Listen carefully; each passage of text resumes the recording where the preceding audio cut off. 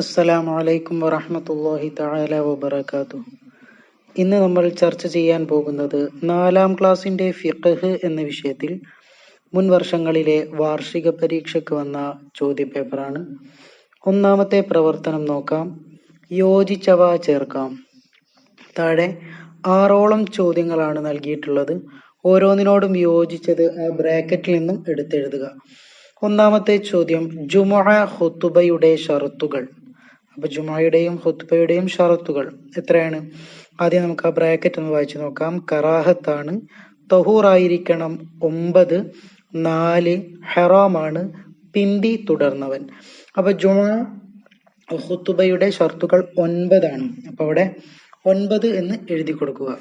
രണ്ടാമത്തെ ചോദ്യം, നിസ്കാരം നിർബന്ധമാകാനുള്ള ഷർത്തുകൾ 4. അപ്പൊ അവിടെ 4 എന്ന് ആ ഒരു ബ്രാക്കറ്റിൽ നിന്നും എടുത്തെഴുതുക. മൂന്നാമത്തെ ചോദ്യം, നജസുകളെ നീക്കാനുള്ള വെള്ളം തഹൂറായിരിക്കണം. അപ്പൊ തഹൂറായിരിക്കണം എന്നുള്ളത് മൂന്നാമത്തതിന് നേരെ എഴുതുക.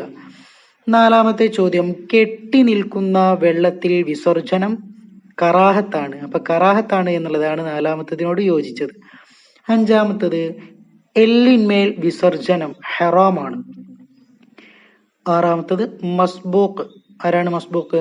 പിന്തി തുടർന്നവൻ.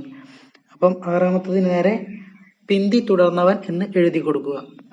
രണ്ടാമത്തെ പ്രവർത്തനം വ്യക്തമാക്കാം എന്നുള്ളതാണ്. ഒന്നാമത്തെ ചോദ്യം, ഏറ്റവും ചുരുങ്ങിയ ജമാഅത്ത്.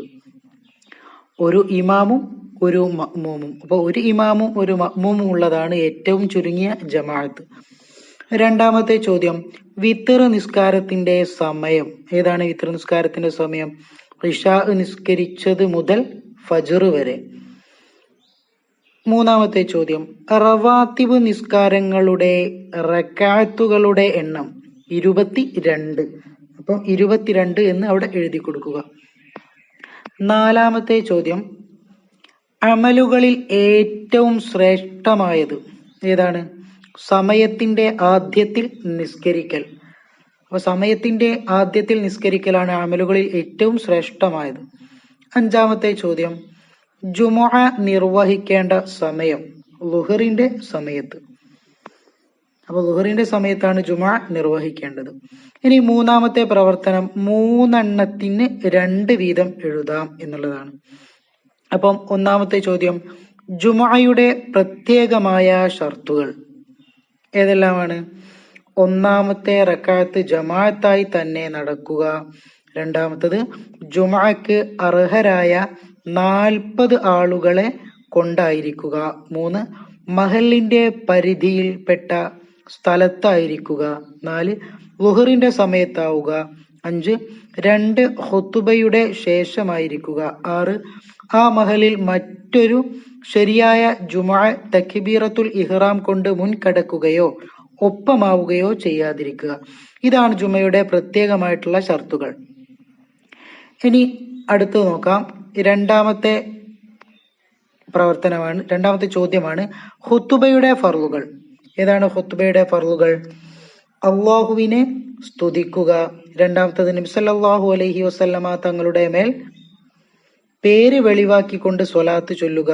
മൂന്നാമത്തത്, തഖ്വ കൊണ്ട് വസിയ്യത്ത് ചെയ്യുക. നാലാമത്തത്, 2-ൽ-1 ഖുതുബയിൽ അർത്ഥ പൂർണമായ ഒരു ആയത്ത് ഓതുക. അഞ്ചാമത്തത്, 2-ാം ഖുതുബയിൽ മുഅ്മിനുകൾക്ക് വേണ്ടി ദുആ ചെയ്യുക.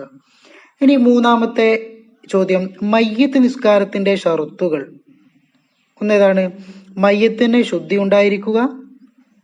ഹാദിറായ മയ്യത്തിനേക്കാൾ നിസ്കരിക്കുന്നവൻ മുൻകടക്കാതിരിക്കുക.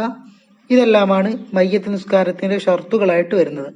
ഇനി നാലാമത്തത് ജമാഅത്ത് നിസ്കാരത്തിന്റെ ഷർത്തുകളാണ് ചോദിക്കുന്നത്. അത് പേജ് നമ്പർ 33, 34 നോക്കിക്കഴിഞ്ഞാൽ നമുക്ക് കാണാം.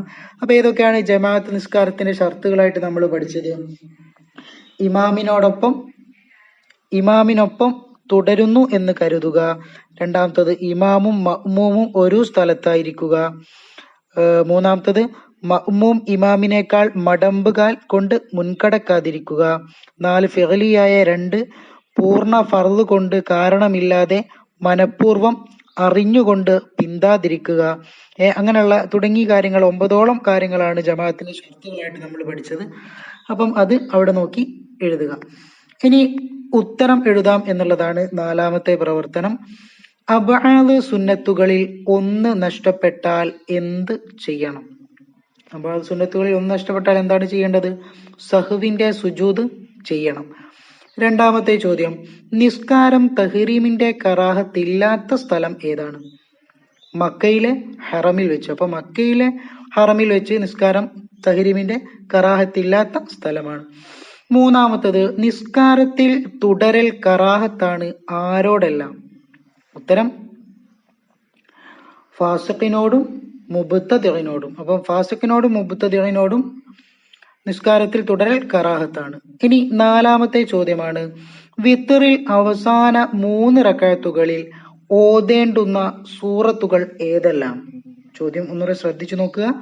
വിത്റിൽ അവസാന 3 റക്അത്തുകളിൽ ഓതേണ്ടുന്ന സൂറത്തുകൾ ഏതെല്ലാം എന്നാണ് ചോദ്യം. ഏതെല്ലാമാണ്? 1ാമത്തെ റക്അത്തിൽ സൂറത്തുൽ അഅ്ല, 2ാമത്തെ റക്അത്തിൽ സൂറത്തുൽ കാഫിറൂൻ, 3ാമത്തെ റക്അത്തിൽ ഇഖ്ലാസും മുഅവ്വിദത്തൈനിയും.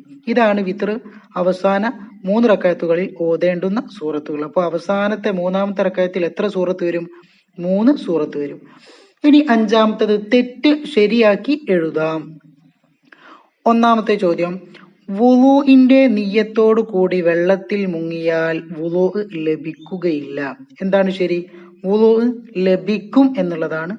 അപ്പൊ വുളൂഇന്റെ നിയ്യത്തോടു കൂടി വെള്ളത്തിൽ മുങ്ങിയാൽ വുളൂ ലഭിക്കുന്നതാണ്.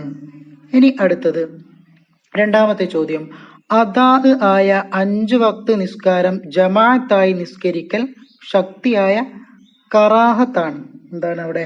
ശക്തിയായ സുന്നത്താണ് എന്നുള്ളതാണ്. അപ്പൊ അദാ ആയ 5 വക്ത് നിസ്കാരം ജമാഅത്തായി നിസ്കരിക്കൽ ശക്തിയായ സുന്നത്താണ്. ഇനി 3ാമത്തത്, അല്ലാഹുമ്മ ഗ്ഫിർലി ദുനൂബി വ ഖതായായ കുല്ലഹ എന്നാണ് ഇവിടെ കൊടുത്തത്. ശരി എന്താണ്? വ ഖതായായ കുല്ലഹ.